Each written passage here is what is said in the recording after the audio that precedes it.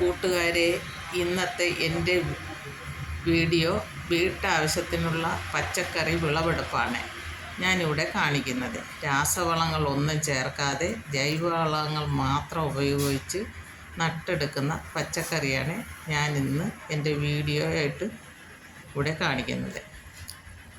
വില കൊടുത്ത് വാങ്ങാതെ നമ്മൾ സ്വന്തമായി ജൈവ കൃഷി നട്ടു വളർത്തിയെടുത്താൽ നമ്മുടെ നല്ല ആരോഗ്യം മെച്ചപ്പെടുത്താം, നമ്മുടെ പണവും ലാഭിക്കാം. സ്വന്തമായി എല്ലാവർക്കും നട്ടു വളർത്താൻ സാധിക്കുന്ന പച്ചക്കറി തൈകൾ വാങ്ങി നട്ടു നമ്മുടെ ആരോഗ്യം മെച്ചപ്പെടുത്താൻ.